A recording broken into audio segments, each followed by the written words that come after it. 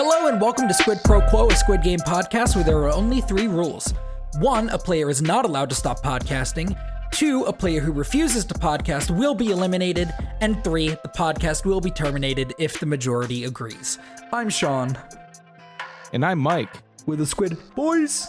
Squid Boys. Sean, I want you to know, what's up? Every time you read those rules, when you say 1, I put up 1 finger. When you say 2, I put up 2 fingers. And when you say 3, I put up 3 fingers. And so, if you all would like at home to follow along, you are more than welcome to put up 1, 2, and then 3 fingers, as Sean says each rule. Yes. I'm going to start doing that for the last 2 episodes. Yeah, now that I've revealed this trade secret to you 7 episodes in. Yeah, now is the time to do it. Maybe you'll be ready for season 2, dude. Season 2. So, I don't know if you saw, I think we talked about it a while ago. The creator was at something and they said that they were like, I'm working on season 2. And like, I'm working on it or whatever. And we're going to do it. I don't know if you saw after that, Netflix was like, that's not official. We haven't signed anything saying we're going to do it. Of course, we'd love to work with him again. And if he has an idea for season 2, we'll talk with him about it. But they really, after he came out and he was like, I'm working on season 2, we're doing it. Like I'm confirming that it's happening. They kind of stonewalled him really hard. Like the Netflix I wonder why executives. They were like, it's not official. We haven't signed anything. But like, if he does want to do something, we'd love to work with him on it. So here's my question for you then. Mm-hmm. So Dwayne "The Rock" Johnson, star of the hit Netflix movie Red Notice, actually the most popular Netflix movie of all time, the most watched Netflix movie of all time. So if Dwayne Johnson came out and said, hey everybody, this is Dwayne "The Rock" Johnson. You might know me from WWE and my massive, I was going to say films, but I feel like I should say cock there. I was thinking massive dong. Massive Dong and Jungle Cruise. And Jungle Cruise. And the most popular Netflix movie of all time, Red Notice. We're making Red Notice 2. It's happening. Do you think Netflix does that to Dwayne Johnson, what they just did to him? I think if they have not signed anything official yet, they do the same thing. You think they'd stonewall Dwayne "The Rock" Johnson? I think they would. Star of the hit game Fortnite. Because I've seen them do stuff like, God, I hate that you just said that, but I've seen them, I've seen studios do the same. Like, and what Netflix said about Squid Game was a pretty standard, fair response to any actor or whatever that's like, yeah, we're going to do this. I've got some ideas for this, so we're going to do it. It's like he's Black Adam. Who fucking cares, dude? Pierce Brosnan is Dr. Fate. Like, I don't even know what that is. I don't know what Dr. Fate is. He wears like a helmet. And it's Pierce Brosnan? I think Pierce Brosnan's gonna play him. He's in the he's gonna be in the Black Adam movie. Hang on, I'm gonna send you a picture of Dr. Fate. I was gonna tell you a story about Dwayne "The Rock" Johnson's armor for Black Adam, but I'm gonna tell you a story about Pierce Brosnan now instead. Okay. So when I worked on a cruise ship, oh yeah, I know Dr. Fate. He's in Injustice. Yeah. When I worked on a cruise ship, in Hawaii, every time the cruise went out, they had this big point of pointing out Pierce Brosnan's house because you could see it from the ocean because it's like such this grand, because he all his bond money. Okay, yeah. Actually, probably his Missed Outfire money too, but you could see this giant mansion from the fucking ocean from the cruise ship, and they'd be like, "And now on your left is Pierce Brosnan's house," and I was like, "What a fucking legend, dude! That Dante's Inferno money just fucking." Buying him a fucking mansion, dude. What a legend. That Thomas Crown Affair money. And you are most likely gonna see him throw hands with Dwayne "The Rock" Johnson in the Black Adam movie. Wait, who's the hero in this movie? I assume it's Black Adam, but he's gonna be like kind of like a bad guy. So my story I was going to tell is that Dwayne "The Rock" Johnson put on the suit and they had padding in it and it pissed him off. So he ripped all the padding out. Yeah, that sounds right. And then got so yoked that he just burst out of the suit with his own muscles. I mean, he's Dwayne "The Rock" Johnson, dude. He's incredible. Yeah, I was going to say incredible. Dwayne "The Rock" Johnson of the Tooth Fairy, but that's Vin Diesel. Don't get those two confused. Wait, is it really Vin Diesel and the Tooth Fairy? I think so. Dude, I thought... Wait, now I'm... Oh, hold on. I really thought it was Dwayne The Rock Johnson. One of us is looking pretty bad right now. You're right. It's not. It's at least not Dwayne The Rock Johnson. Wait, no. Am I thinking the pacifier? Oh no! No, wait. It is him. Why didn't Tooth Fairy show up? I was thinking the pacifier. What's the pacifier? It's a movie where it's basically, you know, the old movie Mr. Nanny starring Hulk Hogan. No. Okay, well, it's a movie where Vin Diesel has to babysit people, but he's like a macho man. Like kids. I mean, not people. Okay. Like Mr. Dad. Yeah, like Mr. Dad. I don't know what that is. I made that up. No, I think it's no, it's not a thing. Wait, no, it's a 1983 movie starring Michael Keaton. Anyway, Keaton. Squid Game. Let's talk about Squid Game. Dude, this is the furthest we've ever gone off the rails. I don't think so. You told a spaghetti story about shrimp but one that time. again, there was a connection there. Yeah, our connection is Dwayne The Rock Johnson, star of the hit movie Red Notice, now on Netflix, the most streamed movie in the first week of all time on Netflix. The site that also hosts... Also Ryan Reynolds and Gal Gadot. I think it's Gal Gadot. You say Gail, I say Gal. Let's call the whole thing off. Anyway, we said Sean, the opposite. Anyways, what kind of Squid Game notes do we have? We have comments from the Peanut Gallery. I mean Discord. People sending in their thoughts on the games and some other stuff. Our good friend. We're gonna start off with our good friend Fabio, which I think I said good friend last time, and you yelled at me for that. No, he's a good friend. All right, good friend Well, Fabio. Great musician. He said that he was going to just catch us up on all the games. Okay. So he said in red light, green light, he says, I think I would realize the situation. Adrenaline tends to help me focus in tense situations. I'm going to say I'd live. In Honeycomb, he's... I don't know, Fabio. Well, here's the thing. Honeycomb, all he said was, I'd fuck that up immediately. Hands would be too shaky. Dead. For Tug of War... I mean, that's fair. Yeah. For Tug of War, he said, I think I would realize a similar strategy that the winners did, but I don't trust others to accept it as a smart strategy, and I'm not super strong, so I'd probably die. Well, actually, he said so I'd prob die, but in my mind, I lengthened it to the full word and then said it. Good editorial, Sean. You're welcome. But I gotta keep this. I gotta keep the letter correct. I wouldn't do that to my boy Fabio, fellow Michael Giacchino, the Giacchino stan. For Marvel. Okay. Well, guys, this podcast has been fun while it lasted. Michael Giacchino stan. I stan Michael Giacchino. Anyways, Marbles. He says, I think I would die. I'm not unlucky, but I'm not a lucky person. So betting on evens and odds sounds like a rough time. How are you going to say I'm not unlucky, but I'm not lucky either? What is that like? I mean, he's neutral luck. Does that exist? Does luck exist? I don't think I would cheat like Song Woo, but if I was with number one, I would probably use the dementia to my advantage. And then he just posted the sad emote. I would too. Yeah. I'd fool that old man. I'd be like, yo, you said odd. And he'd be like, I did? And I'd say, yeah, you said odd, old man. How many did you bet? I don't remember. Oh, you bet all 10. What the fuck, dude? That was stupid. Give me all your marbles, you fuck. I don't like how enthusiastic you are about this. There's like no regret in your voice right now. Hey, man. If you know what I know about this old man, you know he's a trickster. Okay? And I'm taking all his marbles. Anyways, Fabio finally said, if I actually found myself in the games, there's a part of me that thinks I would dissociate from the whole my actions result in people dying aspect simply as a subconscious defense mechanism and just push forward. I agree with this. Then if I've said this. You have said this multiple times. Then if I won somehow, it would fuck me all up at once after I got out. Probably. Yeah. But you'd have a lot of money. You'd have a lot of money. you could get therapy. But would you? Dude, could you? Could you get therapy after this? Patient-doctor confidentiality, dude. I feel like if you went to a therapist with this, it might do you more harm than good.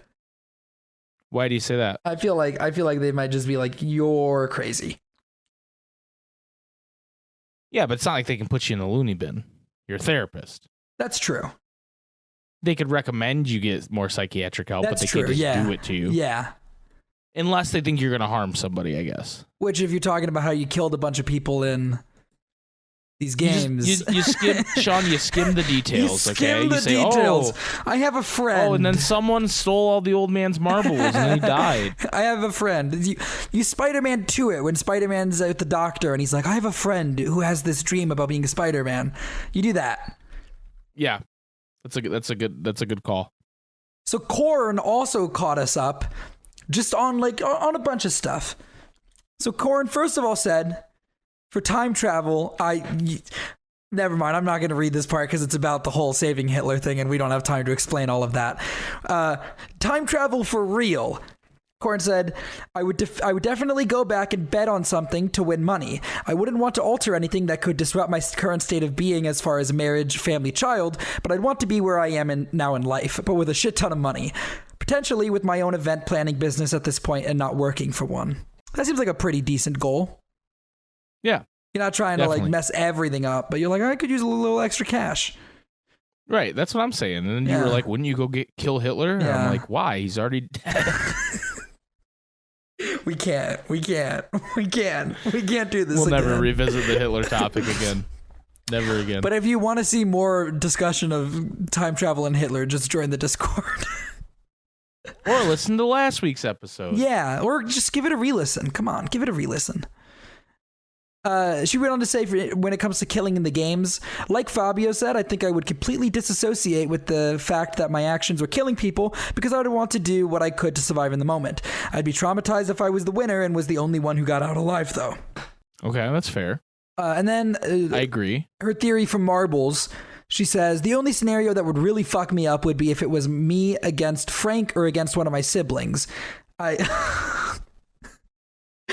If it was me against Luca, I'd obviously take that L, so not really a scenario I'm imagining before one of you sick fucks think I'd off him because I didn't mention it. LOL. I'm going to be honest, Korn, I wasn't ever... I would never have brought that up. I cannot think of a... Korn might need some help. I don't know what scenario would have to occur where Luca would be in the games with you. Like, why would Luca be there? Yeah, why would the baby be in the killing game, Korn? What is the... Now I'm imagining the dude from the first episode going up to a baby. Would you like to play a game with me? And he's like, goo goo gaga. And they're like, oh, hell yeah. Can you imagine? How'd the baby make it through the other games to get to this point? The baby made it. This is insane. There's a baby here. I know this is all fucked up regardless, but is anybody questioning this whole thing with the baby? Like, why is there a baby here? That's like if they were to do like if Family Guy were to do a Squid Game episode. Like, that's a bit they do, right? Where they'd Lois, be like, what's the deal with this baby? They'd get to an episode, they'd get to like 6 games in or something, and they'd be like, is anybody... Oh, and Stewie's there. Okay, I get what you're saying. Yeah, Stewie would be there. Yeah, they'd like get through a bunch of games, and somebody would go, has anybody thought about why there's a baby here? You know, like... Mm-hmm. Like, why... I didn't think to bring this up 6 games ago, but like, this is kind of weird. Hey, Lois, this is kind of like Danganronpa. Like, just Family Guy making references for reference sake. And then like Brian's like, actually, Peter, it's more like Battle Royale. And they're just fighting over what killing game it's like. I'm trying to think of a third killing game that Lois would then be like, actually, I was thinking more whatever. You know what I'm saying? I can't think of more killing games right now. Saw. It's like Saw. I was thinking more Saw. No, not Saw. Yeah. You know. Anyways. This is a great. This This is a bit so good Family Guy would never use it. Anyway. Corn finished it off by saying, also, did someone say Grinch? I don't think anybody said Grinch. Wait, why did she say that? What? I don't know, dude. Like, I know she has a fetish for the Grinch, but why did she say that right now? I don't know. Hold on, I have to look. I'm not looking at the Discord right now. I have to see. I just take Sean's word for it, guys. He could be completely lying. I am. Nobody talks in that channel. Oh, Egg of Nog said Squid Grinch. I don't know why he said it. It's even more confusing now. Yeah. Anyway, what did Jip say? Jip said, if I were playing... Let's get to what Jip said. It's going to be really good. Jip214 said, if I were playing marbles, assuming it's with someone I'm close or with / fond of... Fond of? Who says fucking fond of? I'm very fond of you, Jane darling. Fond of. My darling, I must go off to the Second World War, but first I must tell you that I am very fond of you, and if I return, I would like to take you out for dancing. Sean, this is a really good bit. I hope you have more of it. Are you being sarcastic? The time will tell. Anyway, Jip said I wouldn't be able to what? I wouldn't be able to play any game unless it's completely RNG. Even odd or even would make me feel too guilty.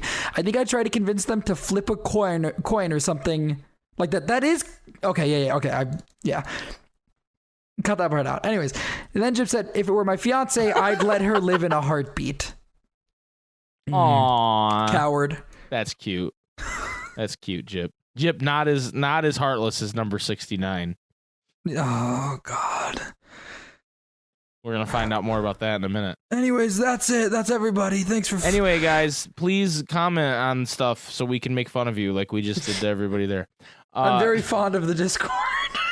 I'm very fond of you. When I come back from World War II, I'd like to take you dancing. You know, because they're like really old, and that's what they did, like in the old. That is true. Olden times. They danced. They just danced the night away. Yeah. So this episode of Squid Game, episode 7, is called VIPs.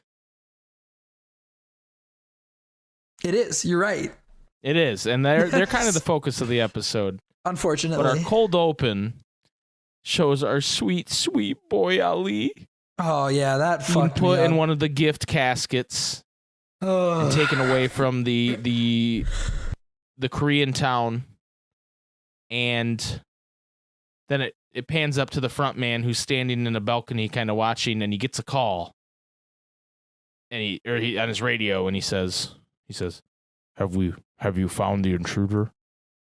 And they're like, no, not yet. And he goes, find him. The VIPs will be here soon. And that's the cold open. Not really a super exciting cold open. Just we get to see Ali one more time, and we're very sad about it. Fuck you, Sang-woo. Now that you've done that voice for the front man, I really want to take a scene from Squid Game, like of him, but then just put like Kylo Ren lines over it. It is kind of Kylo Ren, isn't it? Yeah, a little bit. My deep mask voice is always Kylo Ren. Just, Ray, I'm running the Squid Game now. Like Sang-woo, leave the past behind. Kill it if you have to. Yeah, it's a really fucked up cold open. Yes, because our boy Ali's down there. Moving after the credits, we see our friends walking into their living quarters, and who is there but 212 herself, Neo, who is alive, and she gives a kind of speech to Daksu and the rest of the crew who are alive.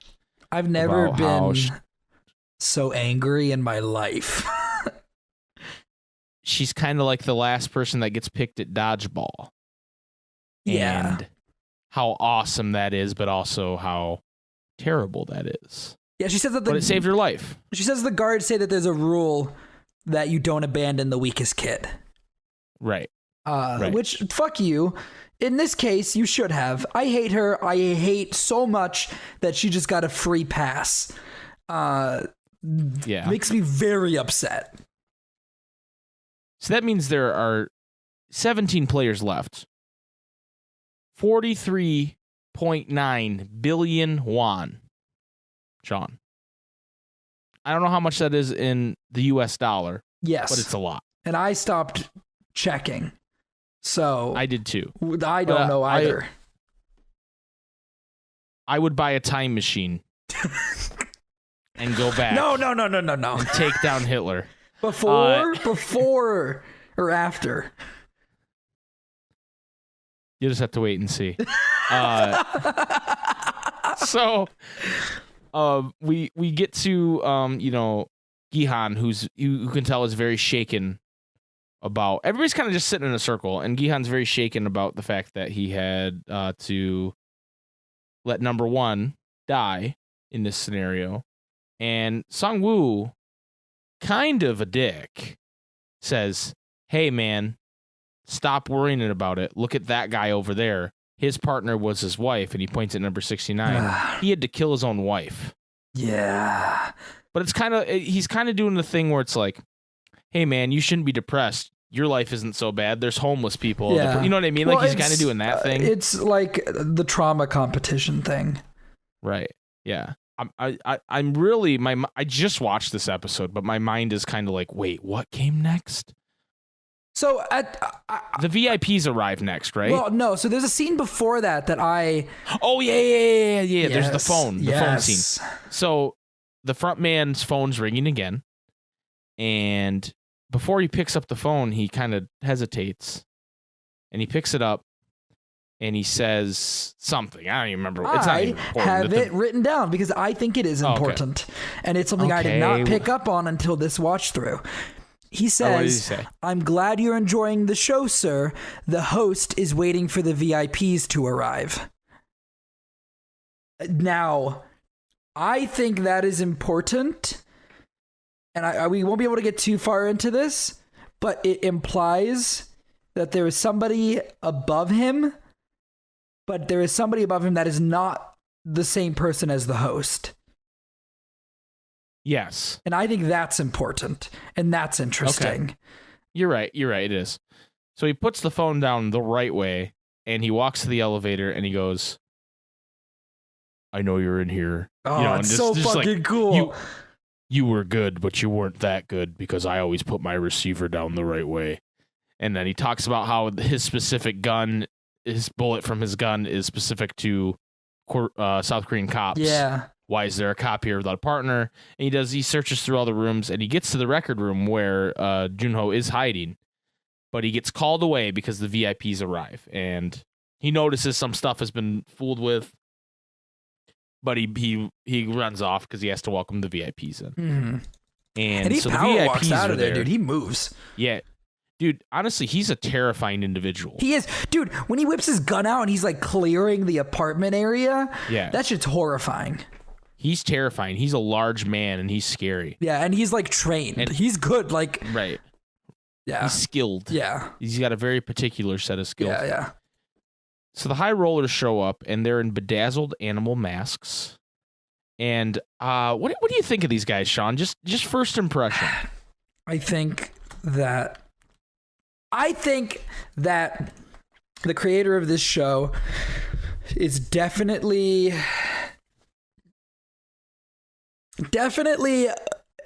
exaggerating to make a point with them. I think it's intentional that they're very overacted and very overplayed, and I think that is on purpose. Okay. So you think it's on purpose? You don't think it's like just? It has to be, right? He has a bad impression of how American people act. Well, I think the thing is that they're not all rich people. American. They're not all American. That's true. They're not all American. We're gonna it's not the only rich person in this show. That's true. That is true. So I think these people are overacted to prove a point or for some sort of. I think it's on purpose. I think they're supposed to be ridiculous. I hope they're supposed to be ridiculous, because the alternative is that they really missed the mark with these guys. Right. So they walk into this theater area that has a screen, and one of them starts cussing up a storm because he bet $1 million on number 69, who is attempting to commit suicide. So something we did skip out on, and I remember it because I wrote it down as a note because I wanted to ask the question. But before number 69 decides to take his own life, he begs with everybody to end the games. And you know what? I skipped quite a ways ahead. You're right. I think I'm that's looking at my notes now. I think it's the only scene you skipped. At least that's the only scene I have notes for that you skipped. I definitely skipped more because in this time, they find a body. Oh, yes. He gets called away because they find a body, not because the VIPs got there. Yes. Yep. So I screwed up. So okay, rewind. He leaves the records room because they found a body, and they find the body that Junho threw over the boat at the beginning of the season, and he switched clothes with, but oddly left his wallet in these clothes. That's who that was. Yes. I thought it was the guy he shot below, and I was like, man, they really started eating up his body quick.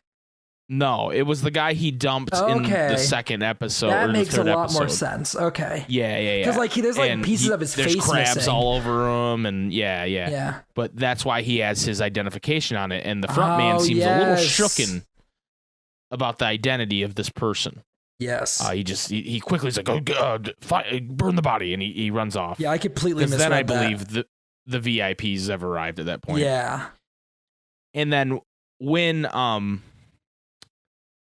Sang-woo is talking to Gi-hun, they're eating raw fucking potatoes. Yep.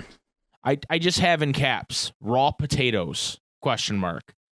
In my notes, because they're obviously beyond treating these contestants well, right? And they're literally just eating raw potatoes. Sean, have you ever eaten a raw potato? No, I don't know how you could ever do that to potatoes. I mean, you got to boil them, mash them. You got to stick them in a stew, dude. Like, Sae-byuk in particular seems to be struggling with her potato. I think she's struggling for a lot of reasons. I don't know if it's exclusively that she's eating a raw potato. Well, she's like taking little nibbles off of it, and I don't know that I could even do that. Yeah, I think she's more fucked up over the other girl that sacrificed herself. I don't know. She's trying to eat. Yeah, but 69, he hasn't touched his water or his potato. I think at least I read her taking the little nibbles less as her struggling with the raw potato and more her just like not having much of an appetite and feeling kind of sick about what happened. How could you have an appetite for a raw potato, dude? I think you're really hung up on the raw potato of it all. Dude, that sounds like the worst thing of all time. They just lost a lot of people they really care about. Bring me back the hard-boiled egg and the soda, dude. That looks like a fucking feast compared to this potato, okay? All right. Fair enough. I'm just saying. So, like you said, number 69 starts pleading with everybody, the other 16 contestants, saying, hey, we should stop the games. The dub's pretty bad. Yeah. Like, it's not good. Yeah. But basically his point is, the people that are closest to you, you just had to let them die. Are you okay with this? And Sang-woo gets up and goes like full anime bad guy. Yeah. Like full anime bad guy. And it's just I am the villain grabbing now. him. Yeah. And he goes, and he like points at the money while grabbing him. And he's like, you think that you should have died instead of her if this is how you think. Oh, yeah.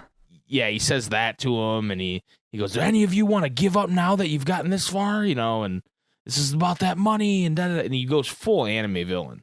And it's like, holy shit, this guy's come a long way. And to your point in previous episodes, he possibly has been like this the whole time. He's just finally... He's finally in his element. Well, I will present you with the question. If this guy is on the floor in front of you begging that we just end this, I mean, what side are you on? Are you like, all right, let's end it? Or are you with Sang-woo like, we fucking got this far, we're going to finish this? Okay, so whenever you ask me these kind of questions, to clarify, I always think, okay, if I'm Gi-hun, what am I doing? Okay. Because he's like the main character. Yeah. He's the person we're supposed to identify with the most, right? Yeah. I have to keep going. Yeah. At this point. at this point too much has been lost. It's so I'm just gonna leave and not get any of that money, all the things I've sacrificed and all the people that have died. You know what I mean? So I'm with Sang-woo, but he didn't have to be a cock about it. You know, he didn't have to scream at the guy. I agree. I think at this point, if we're after the marble game, I think at this point I'm like, all right, I'm sticking through this. I'm going to get this money, and like, I'm going to use that money to help the people, like maybe like the family of the person that I had to kill during the marbles. Like at this point, somebody I cared about or I was at least somewhat close to, has died in this marble portion of the game. I'm going to see through the rest of this so that they didn't die for nothing, you know? So yeah, I agree. But here's the thing. Say you're Sang-woo, who we found out the prize money isn't even enough to cover That's true. what he owes. That's true. This guy's a sociopath. He's nuts. Like at this point, isn't going to fix his life. That's true. At this point, why are you still going? Why were you in this in the first place? You're not even going to get enough money. And I guess like it's like, well, it's close, right? But no, like you're going to get arrested. Like it's like, what are you doing? What a psycho. Sang-woo sucks. Yeah, he's the worst. Anyway, the VIPs show up. We already talked about them a little bit. Mm-hmm. And we see number 69 trying to off himself by hanging himself from one of the top of the beds. I will say also, one other note I had, sorry. When the VIPs are coming in, they say something that I just picked up on again. Like I picked up on for the second watch, which I thought was really interesting. One of them says, the games this edition have been amazing. And then somebody responded, the contest in Korea was the best. So I think they mean the little Korea town. Is that what you think they mean? Or do you think they mean that there's more than one of these? I don't think so, because like the way an Olympics thing where they move. I mean, that could be. But I think they're just referencing like the little Korean town that they just had the marbles game in. I would agree that's probably what they were meaning, but I think this is also another thing like where if you come back for a season 2, you could be like, no, this is what they really meant. You know what I'm saying? Yeah, he could take it a couple ways. Also, it's important to mention that the front man has to apologize for them, but that the host is not there and he has personal matters to deal with. Yes. And so he will not be there, but they'll still enjoy the show. So, like I said, the one guy bets on 69. He decides to end his life. And all of our contestants wake up in the morning and find the guards are coming in with a coffin, and they turn around and you see him hanging. Takes his shoes off, which is I believe is a common thing for people who are committing suicide in that side of the world. Okay.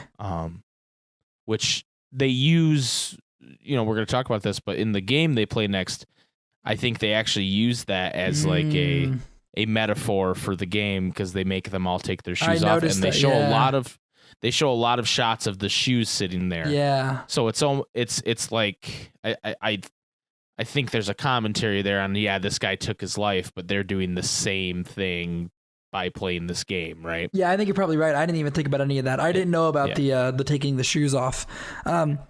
This is just, this is the end of a storyline that I've talked about throughout the entire podcast of, I think a sign of a truly excellent TV show is once you finished it, go back and look and see, like, I think almost every good TV show will have a storyline, maybe multiple, but at least one storyline that is happening throughout the background with characters that don't really, in the grand scheme of things, matter, but that you keep seeing, and by the time the storyline ends, it's stuck with you for whatever reason, whether it's a background storyline that's like funny or impactful or like sad, as this one is.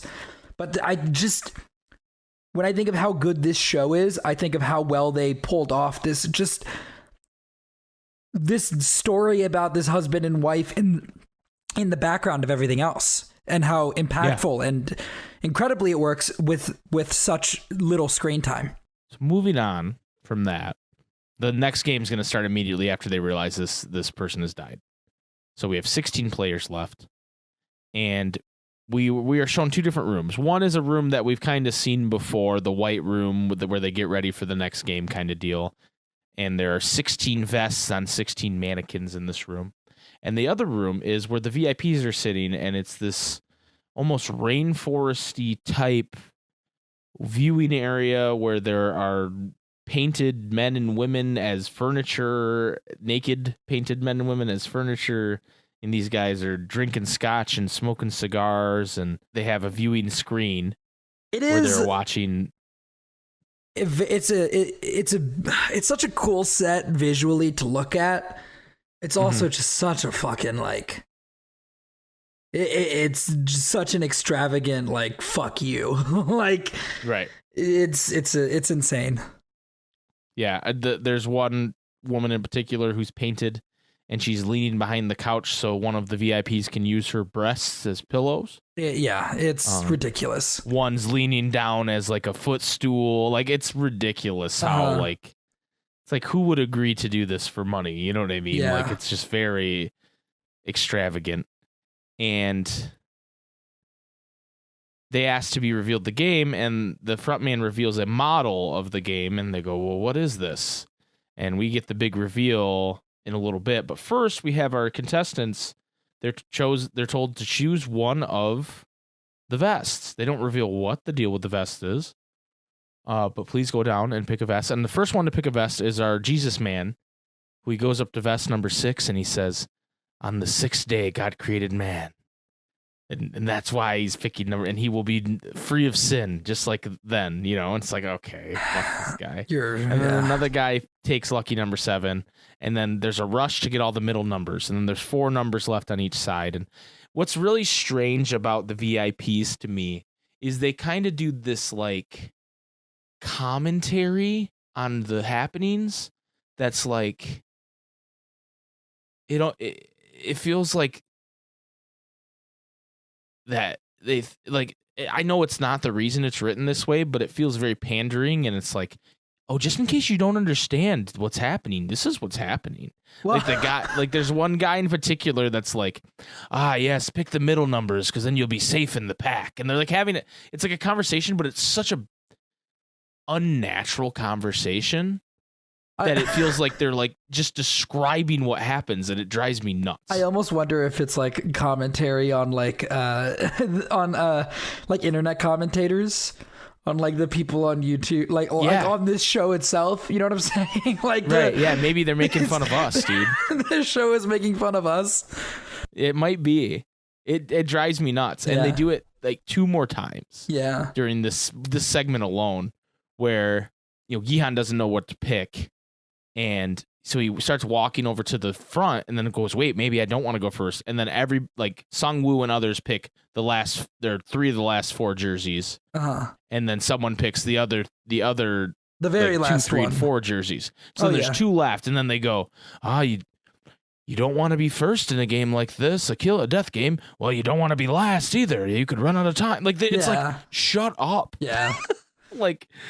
Also what makes this worse is like Gihan has this inner monologue where he's trying to decide which it is, right? And he's going to pick the first vest, and then this man comes up, number 96, who the guy that bet on 69 is now bet on 96 because why not, right?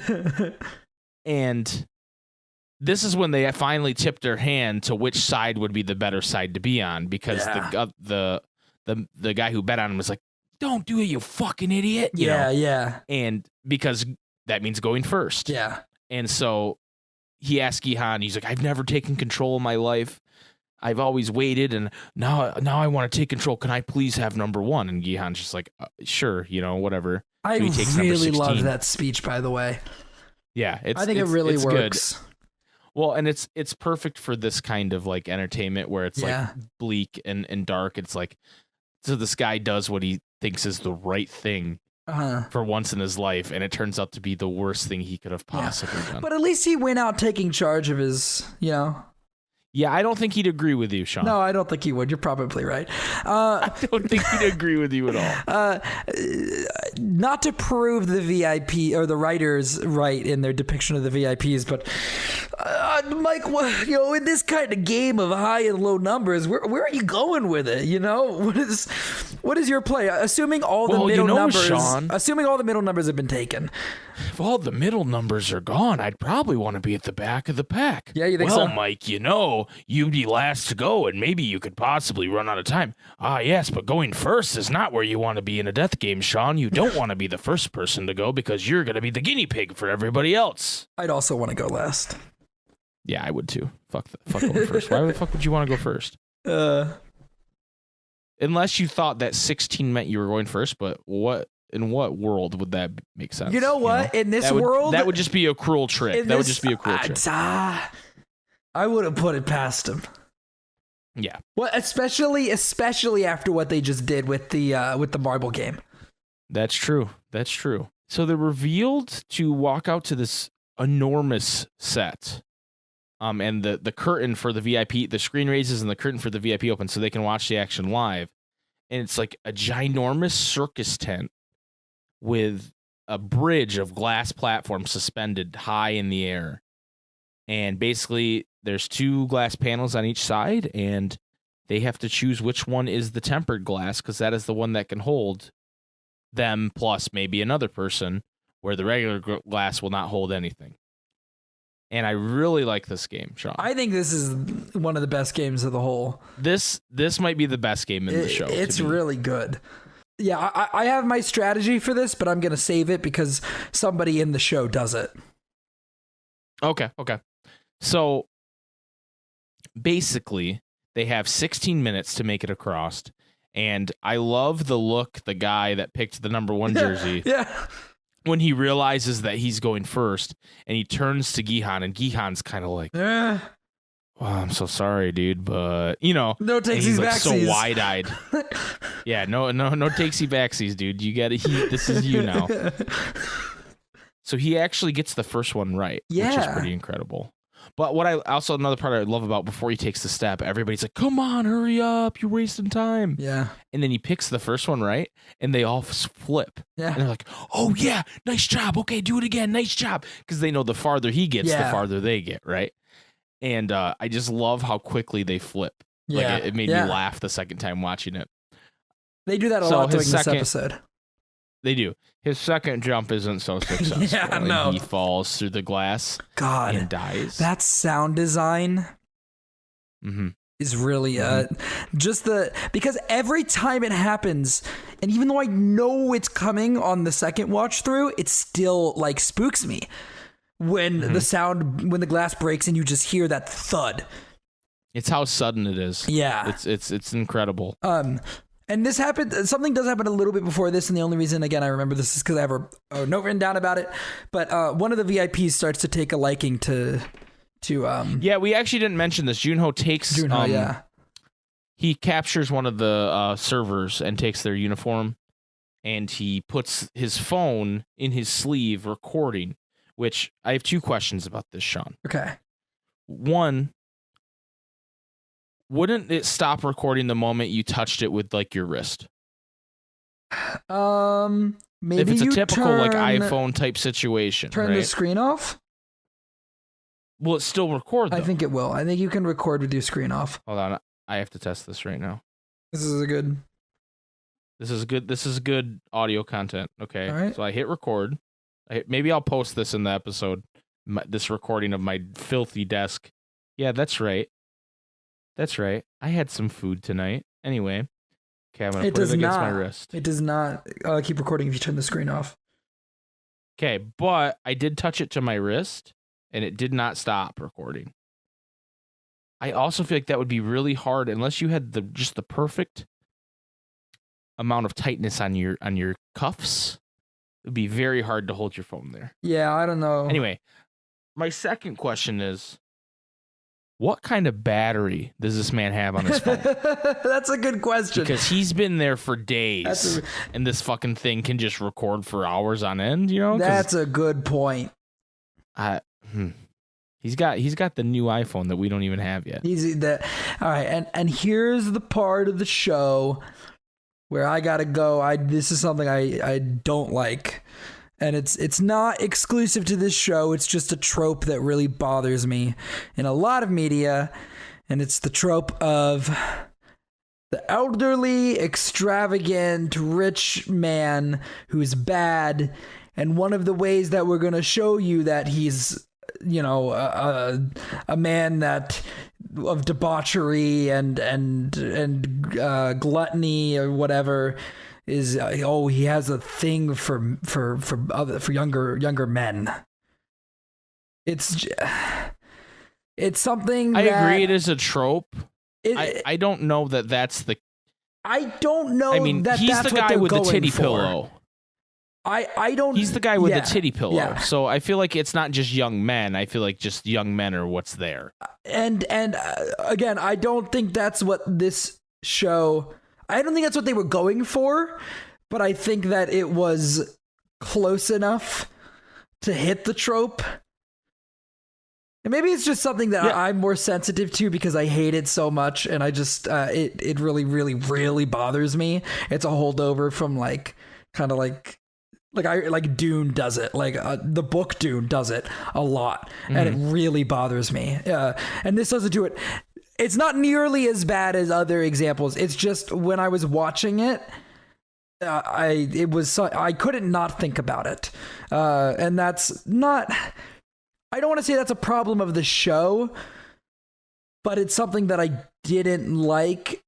And since we're kind of reviewing the show, I want to point out things I didn't like. Yeah, for sure. And while I don't know that I would say this is a criticism I have of the show, because I'm not sure that that's what they were aiming for, but I think that they might have unfortunately stumbled into it, at least from my viewing.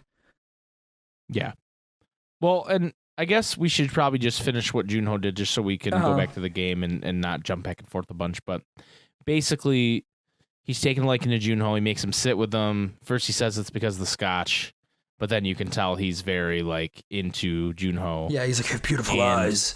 He wants him to take off his mask, and Junho, being the smart boy he is, goes, they'll kill me if I do that. And he goes, well, I'll kill you if you don't. And he says, bring me somewhere private, and I'll do whatever you want. Mm. And so they go to his room. I believe the line is, you have 5 minutes to please me, and I'll change your world. And he gets naked, and he's disgusting. He's gross. Uh-huh. He has those weird fat people dimples in his ass. He's not caked. Let's just say that, okay? And Junho does the power move, the alpha move. Yeah. And he reaches up and he grabs his fucking balls and starts squeezing, dude. I don't know. I don't know who in the world... there are very few people in this world that have that power inside of them. Dude, it's an alpha move. It's an omega move. If some dude's trying to make me suck his dick, dude, I'm not doing it. I'm grabbing the balls. All right, I'm squeezing the fuck out of them boys because I know what that feels like. It's not good. You ever been kicked in the balls, Sean? It's not good. It's not good. It's not good. It's not good. Imagine squeezing. I don't want to. I don't want to imagine it. So he says, satisfy me in 5 minutes, and I maybe let you live. And he starts recording, and he says, tell me everything about the game. Yeah. And interestingly enough, we don't see anything he says. Well, yeah, no, because there's 2 more episodes. Right. We don't see anything he says. And then later, the front man gets suspicious of what's going on, sends a guard to the room. The guy's passed out, and the front man goes to chase after him, sees him leaving the secret tunnel. And why do you think he knew to go there? Because he goes directly to the tunnel I guess maybe he's just this is the only way he could possibly be going. I think he put together that this person, Junho, was after information about this situation because he's a cop, right? Mm-hmm. And so he probably is he's probably trying to escape the island now that he has the info he needs. And they know that that he's been down there, so they know that he has the he knows where that tunnel goes, Exactly. So he sees him. Junho escapes with the the diving gear, and they have a tracker on it. So they send a boat out, and the front man's on the boat, and Juno comes out of the water, and he's near an island. But my question for you on this is, he's still very far away from this fucking island. Yeah, he got far. Like, that is a lot of swimming. Hey, man, he's a cop. He's a sexy cop boy. I guess, man. I saw that when I was watching the episode today, and I was like, holy shit, how does he get over there? He's a sexy cop, man. I guess so. Anyway, that ends the episode, but we're going to jump back into the game because we have more to cover there. So, first guy goes down like we talked about. Second guy goes down a couple jumps later. And then the third guy decides to do the mathematical equation. Yeah, that's of a what smart his man. odds are to make it all the way through. Yeah. And it's 1 in 32,768. Yeah, he used the time stone to look into the future. Well, I was just going to say, isn't that like the shiny odds in Pokemon without the shiny stone? It must be, right? I think it is.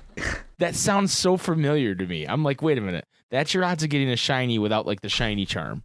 Because I think with the shiny charm it cuts it to like 16,000, which is like half. So shiny Pokemon. Googling it immediately just says 1 in every 8,192. That seems too low. No, that is what it is. You're right. Dang. Although they've cut it in half across the board the last couple generations. What was the number you said? The number he says is 1 in 32,768. Okay. There's one number where you're trying to force a gender in Pokemon. That's 1 in 24,576. Okay. I just was misremembering. Yeah. So this man had a better chance of finding a shiny than making it across this bridge. But he has a pretty interesting strategy here after this. Is he just fucking books it. If I'm him, I think I do the same thing. I think that's I knew that's what you were going to say your strategy was. You just book it. I think I just fucking go for it. Fuck it. You book it because, one, if you're putting lighter steps and faster steps on this glass, and right? if you're jumping if you're quick enough, jumping with your whole body and landing on this glass, you're going through it, right? Yeah. You're probably still going through it if you're running and one-footing it, but I think you could like cheat the system and run along the sides of the rails. That's what if you're not jumping in the middle, that glass isn't going to break, right? So my question, one of the questions I was going to ask you was, because obviously you can't just run along the rails because they're going to fucking shoot you if you do that. Right, but if you're touching the glass. But do you jump kind of to the edge where the rail meets the glass? Right. Because it's a risk because you might jump, fuck it up and fall off. But you could also just like, maybe you do make it across if you're kind of landing half on the rail, half on the glass. And if you're subtle enough about it, maybe he kind of did it too. He was kind of doing it, and then he falls through. Yeah. I don't know. I think that's the move, but it's also anyway, like if you're in that position, you know you're not going to make it. You might as well just fucking get it over with. Right. For sure. So he falls through, and then player number 4 gets to a point where he doesn't remember because he ran so fast. Man. And he turns to the woman behind him and says, "Ma'am, do you remember?" And she goes, "I think it's the one on the left." And then someone's like, "No, it's the one on the right." And then someone else is like, "It's the one on the left." And he takes her word for it and goes, "Are you sure?" And she goes, "Yeah, it's the one on the left." And he jumps to the left and dies. And she goes, "Oh, it was the one on the right." Like, oh no. And then shortly after that, she goes down. And then they show this. I don't think they show that she goes down. I think it just cuts. They don't show her. Well, they have the little diorama, okay, and it shows the front man like clicking her off the edge and clicking the thing off. Or I think it's a guard doing it, not the front man. But like they have like a little scoreboard for the guys in the studio watching, and the producers in the studio. Yeah, the producers in the studio, and they showed this scene of them like lined up in the places they fell, and her fucking brains are coming out of her head. And I was like, holy shit. I did not remember that when I watched it the first time. I was like, wow. Songwoo, Saibyuk, and Gihan are the last three, right? And so they're talking, you know, people have made it a certain way, and Gihan says, hey, you know, if they only make one or two each, we'll make it to the end, all three of us. And Songwoo goes, well, you don't know that because someone could stall, and we're in danger of running out of time. And then sure enough, our good friend, number 244, I believe, the Jesus man, he just starts to pray. Sits down and starts praying. And they're like, what are you doing? What are you doing? Why, you know, they're all yelling at him, and he just prays harder. just fucking prays harder. It's like he just doubles down, man. Doubles down on the prayer. And then and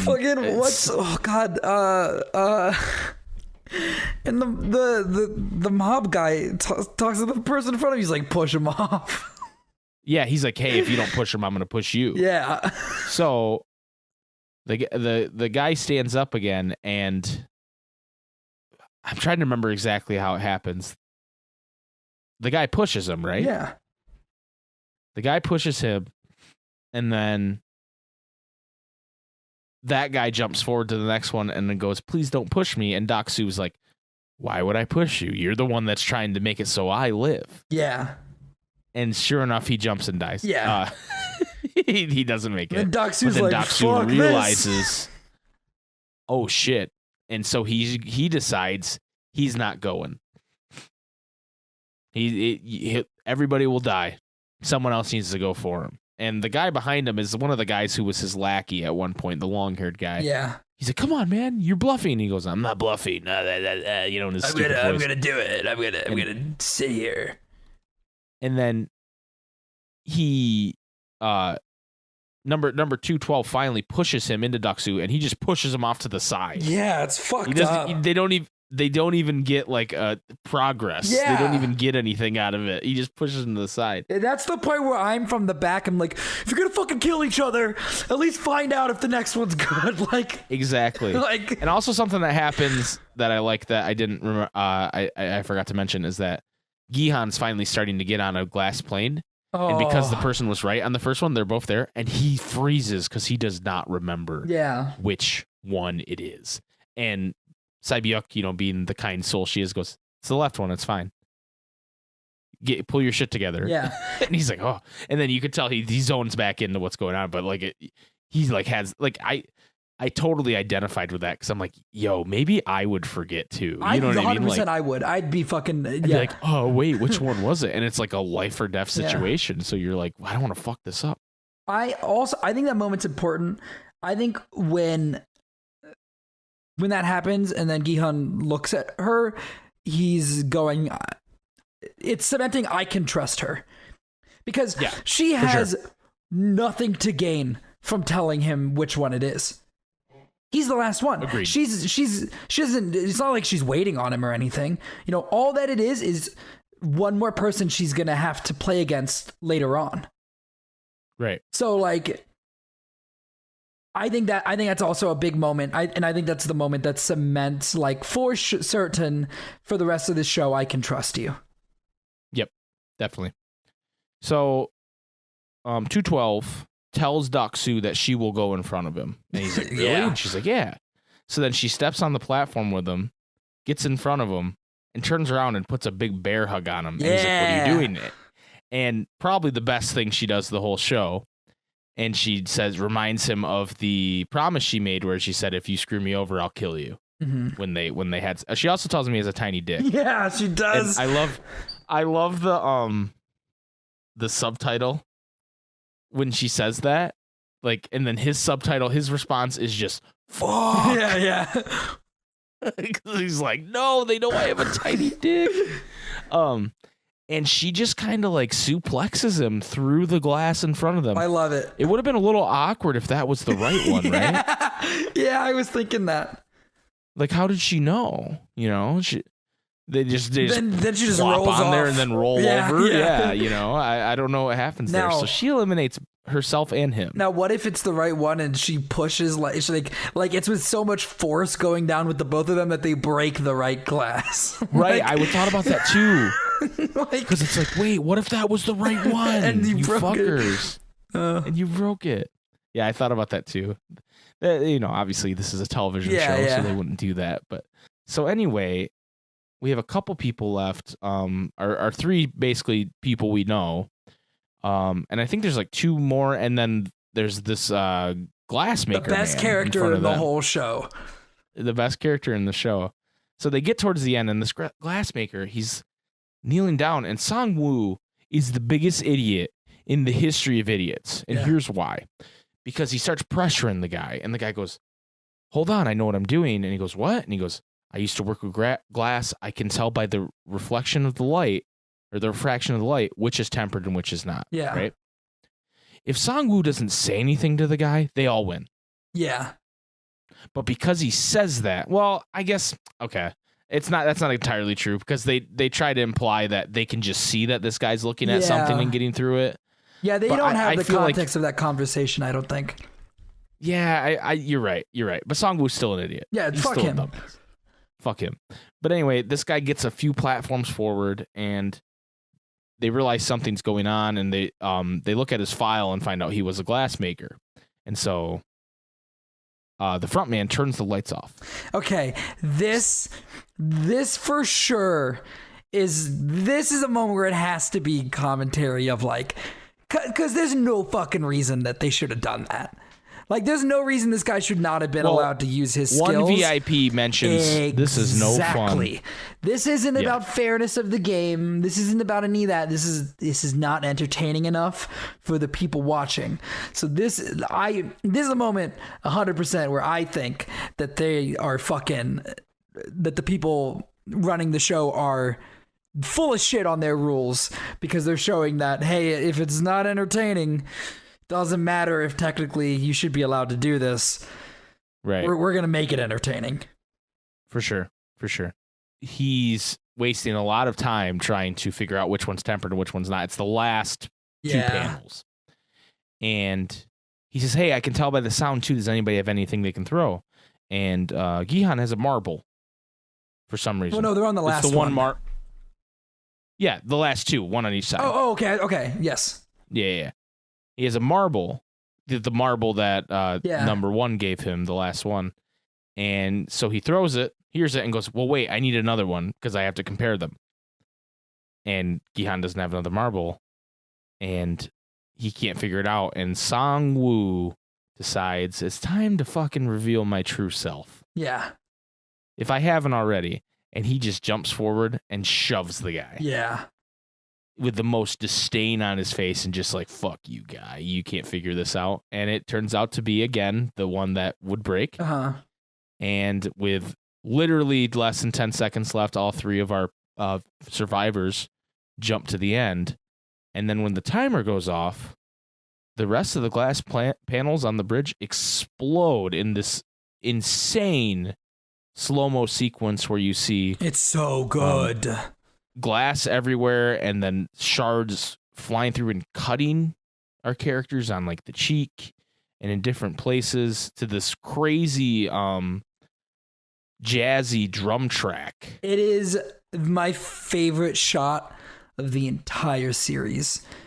The way the camera pulls back through the three characters' faces as the glass is flying, and you can see little pieces of glass like slowly cutting their cheeks and stuff, and the drum beat is just accelerating as you pull further back. You know what the drum beat reminds me of? What?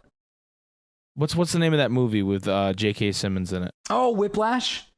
Whiplash, yes. Yes, it's very Whiplash-like. It is. And it's just it's very well done and very, very like terrifying. Honestly, it's terrifying. Watching these people just get cut up with all this broken glass. It's terrifying. It's awesome. It's incredibly fucking stupid on the people that are running the game's side. Like, you're gonna fucking kill one of the people that won with that. Right. That's dangerous as hell. Well, and it's not like they say, "Hey, once you get off the platform, You better run through the other fucking room." move, yeah. Right. They don't even do that. They made it to the platform. They're like, "Oh, we're good." But yeah, and then we get shots of all three of these characters kind of nursing some wounds. Gihan seems to have a wound in his arm.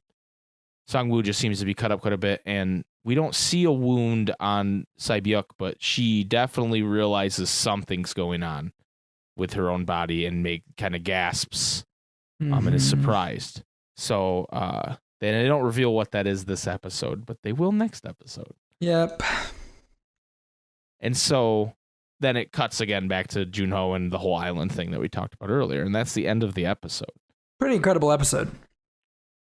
Very good episode, even with like the weird characterization of the VIPs, especially if you see it from your perspective where you think it's a commentary on them. I think there is a commentary on them. I just don't think it's all a commentary on them. I think they're just also badly played. Probably. Like, I think they're also just bad. I think I'm being generous. You might slightly be generous, but I'm also probably being not as forgiving about it. I think that's somewhere in the middle there. But yeah, so there's some mystery going on here. Why the host wasn't there? Mm-hmm.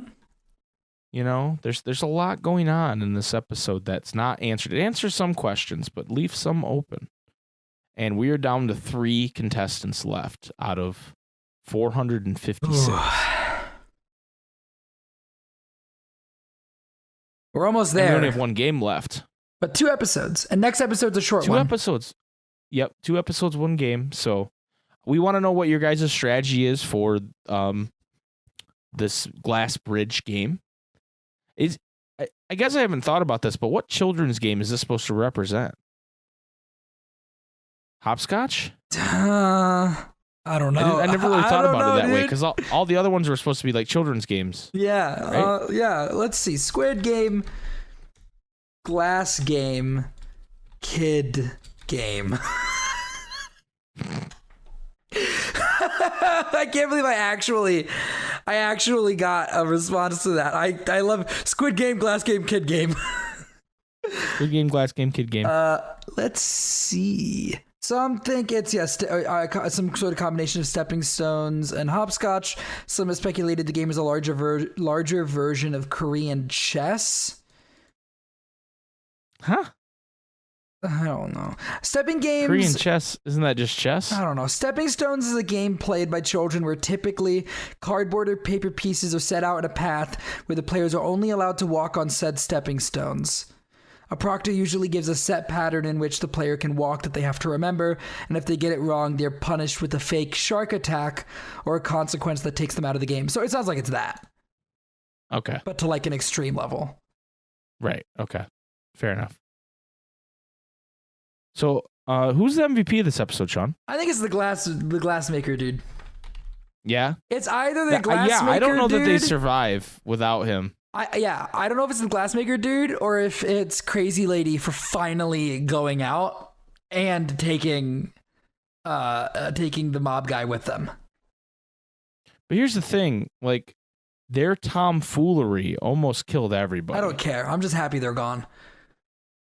Because, like, Gihan was, like, doing the math. He's like, oh, if they each get 1 or 2, we're fine. But they didn't even do that because they're such idiots. Yeah. But they're also dead now. I'm going to say the MVP is Glassmaker guy. I got to go with you on that one. I got to go with you. He's the MVP, dude. Rest in peace, Glassmaker, man. Rest in peace, dude. We hardly knew ye. We hardly knew you. Knew ye. Knew ye. Knew ye. Knew ye. So anyway, guys, tell us your strategies about the Glass Bridge. Jesus Christ. And yeah, let us know what you think. And I don't know, is there anything else we want to ask the lovely people? Okay.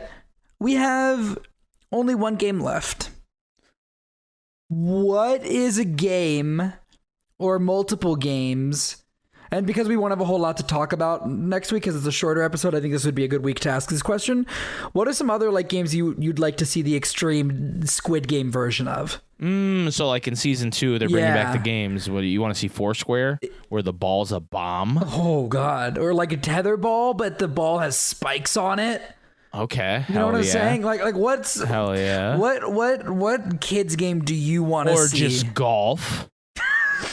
Because it's terrible and boring. It's a never-ending golf course, and they just give you a gun as well.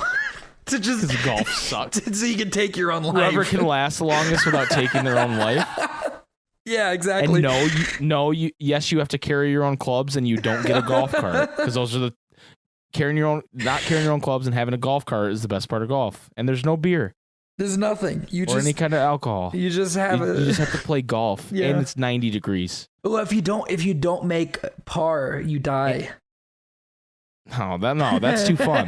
You're putting too much stake in the game of golf. It's got to be low stakes. You just play golf and you're given a gun to off yourself when you're ready. Right, and you have to dress like a golfer. That's probably the worst part. I'd probably put my gun in my mouth instantly. So yeah. Wow, nice plaid shorts. And I'm like, anyway. That's the question I want to see. Sorry, Corn. I know you like golf. I want. What game do you want to see adapted in future Squid Games, or like maybe next season they don't do any games? Who knows? But like, what is a game you would have liked to have seen done up to the crazy extreme level, and how would you have made it crazy extreme? There are so many good game ideas that you guys have, I bet. Yeah. I'm just like, they're running through my head right now, and I'm like, I don't want to say anymore because I don't want to like ruin someone else's good idea, you know? Mm-hmm. But like blackjack. Just plain blackjack. Oh, like Old Maid? But the Old Maid card explodes? Okay, here's one. Okay, so you're sitting on like a barge in the middle of like a lake, right? Okay. And there's 5 people at each. There's like a bunch of barges, and there's 5 people on each barge, and there's a card table in the middle, and you're playing Go Fish, right? Uh-huh. And when someone tells you to go fish, you just your fucking seat drops into the fucking lake, and there's piranhas in there. Oh my God! What about hungry hippos? But the hippos eat you? Yeah. Oh my God. Fucking yeah, dude. Can we have a board game season? We're like, it's don't wake Daddy, and Daddy's gonna whoop your ass if you wake him up. Oh my God, Operation, but you need to do it on another player. Well, the doctor already played that. Yeah, that's true. We gotta stop. I want to hear other people's Mousetrap, dude. Oh my God.